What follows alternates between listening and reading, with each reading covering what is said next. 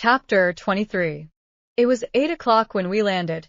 We walked for a short time on the shore, enjoying the transitory light, and then retired to the inn and contemplated the lovely scene of waters, woods, and mountains, obscured in darkness, yet still displaying their black outlines. The wind, which had fallen in the south, now rose with great violence in the west. The moon had reached her summit in the heavens and was beginning to descend. The clouds swept across it swifter than the flight of the vulture and dimmed her rays, while the lake reflected the scene of the busy heavens, rendered still busier by the restless waves that were beginning to rise. Suddenly a heavy storm of rain descended. I had been calm during the day, but so soon as night obscured the shapes of objects, 1,000 fears arose in my mind. I was anxious and watchful, while my right hand grasped a pistol which was hidden in my bosom.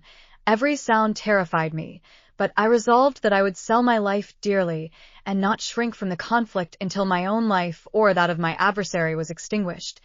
Elizabeth observed my agitation for some time in timid and fearful silence, but there was something in my glance which communicated terror to her, and trembling, she asked, "What is it that agitates you, my dear Victor?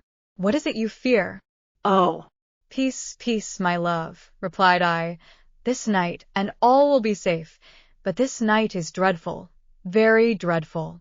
I passed an hour in this state of mind, when suddenly I reflected how fearful the combat which I momentarily expected would be to my wife, and I earnestly entreated her to retire, resolving not to join her until I had obtained some knowledge as to the situation of my enemy.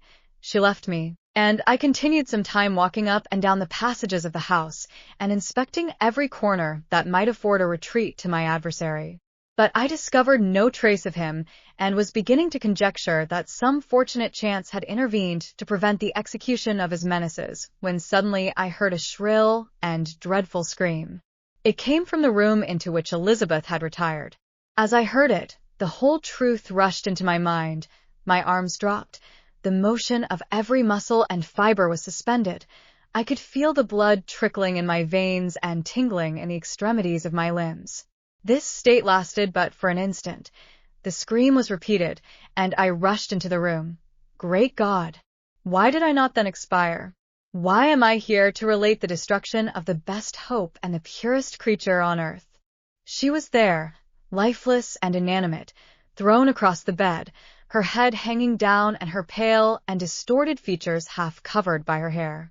Everywhere I turn I see the same figure, her bloodless arms and relaxed form flung by the murderer on its bridal bier. Could I behold this and live? Alas!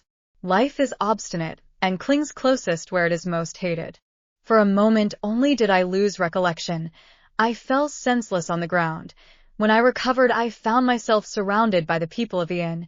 Their countenances expressed a breathless terror, but the horror of others appeared only as a mockery, a shadow of the feelings that oppressed me. I escaped from them to the room where lay the body of Elizabeth, my love, my wife, so lately living, so dear, so worthy.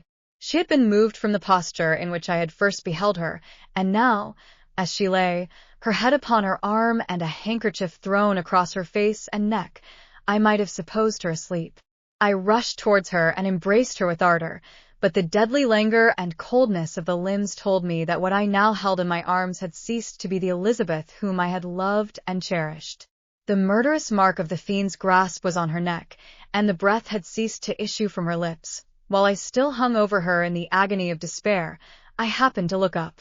The windows of the room had before been darkened, and I felt a kind of panic on seeing the pale yellow light of the moon illuminate the chamber.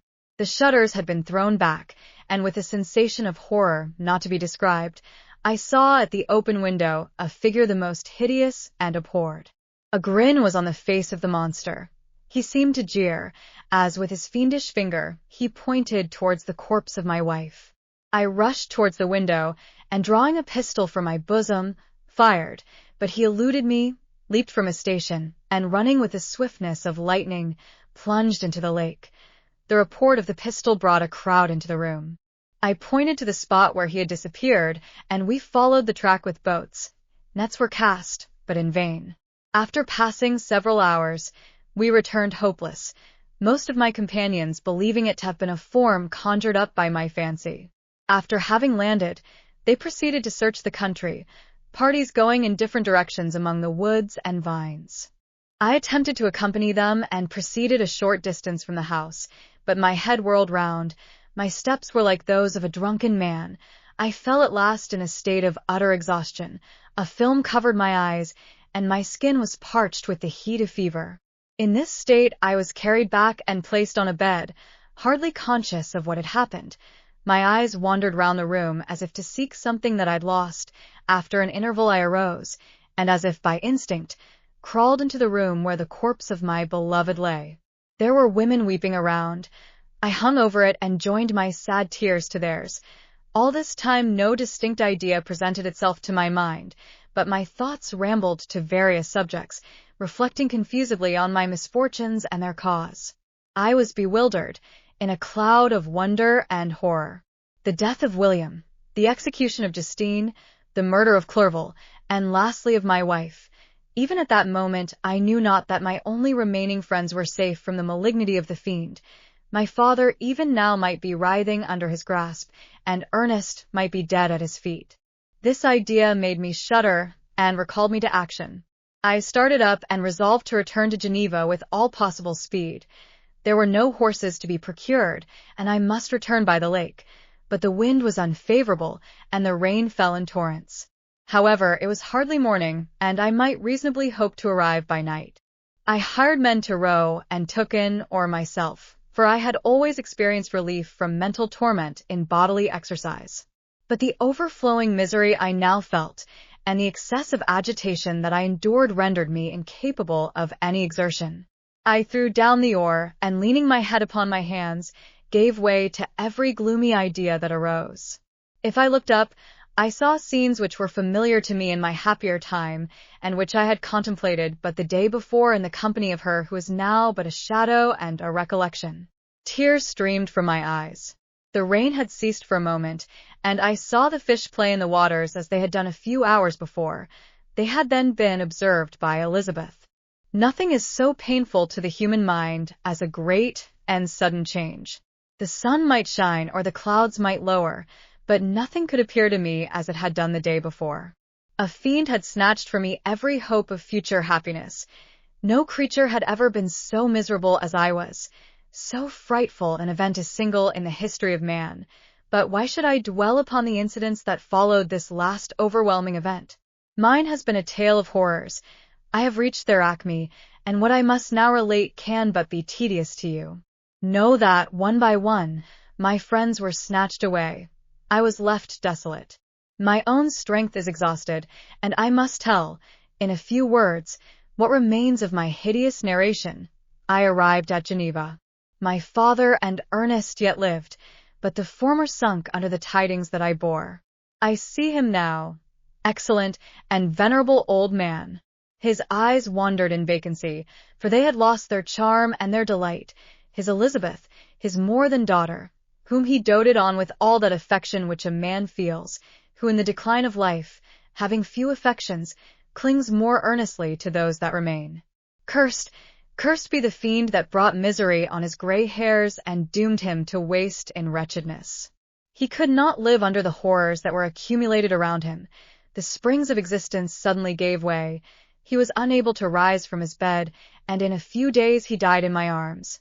What then became of me? I know not. I lost sensation, and chains and darkness were the only objects that pressed upon me.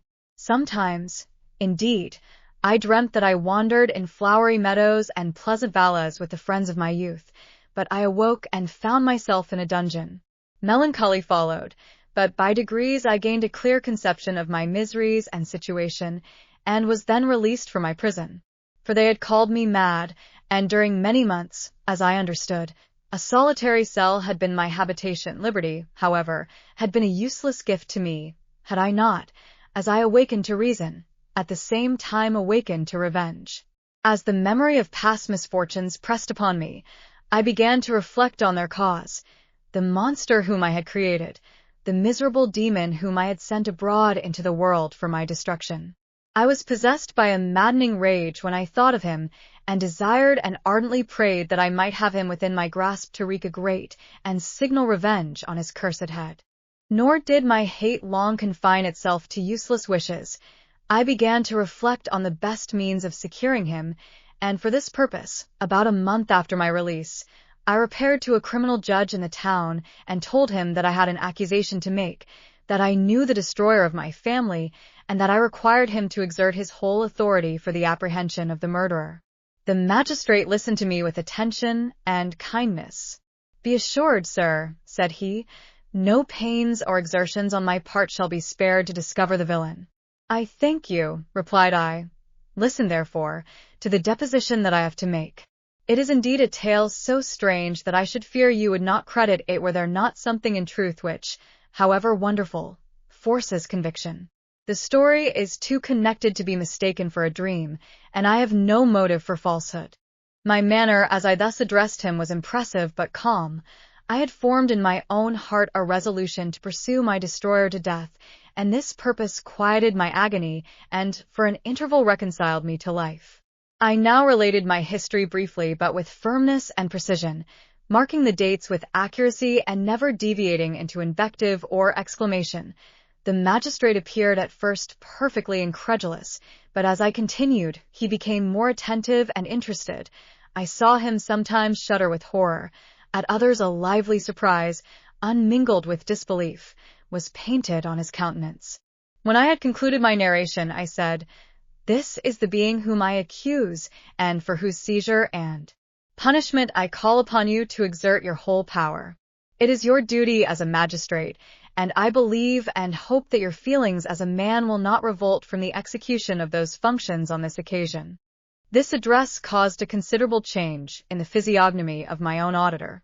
He had heard my story with that half kind of belief that is given to a tale of spirits and supernatural events, but when he was called upon to act officially in consequence, the whole tide of his incredulity returned. He, however, answered mildly, "I would willingly afford you every aid in your pursuit, but the creature of whom you speak appears to have powers which would put all my exertions to defiance. Who can follow an animal which can traverse the sea of ice and inhabit caves and dens where no man would venture to intrude? Besides, some months have elapsed since the commission of his crimes, and no one can conjecture to what place he has wandered or what region he may now inhabit. I do not doubt that he hovers near the spot which I inhabit, and if he has indeed taken refuge in the Alps, he may be hunted like the chamois and destroyed as a beast of prey. But I perceive your thoughts. You do not credit my narrative and do not intend to pursue my enemy with the punishment which is his desert." As I spoke, rage sparkled in my eyes. The magistrate was intimidated. "You are mistaken," said he. "I will exert myself, and if it is in my power to seize the monster, be assured that he shall suffer punishment proportionate to his crimes.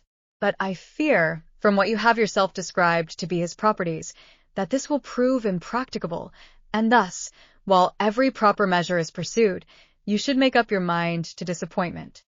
That cannot be, but all that I can say will be of little avail.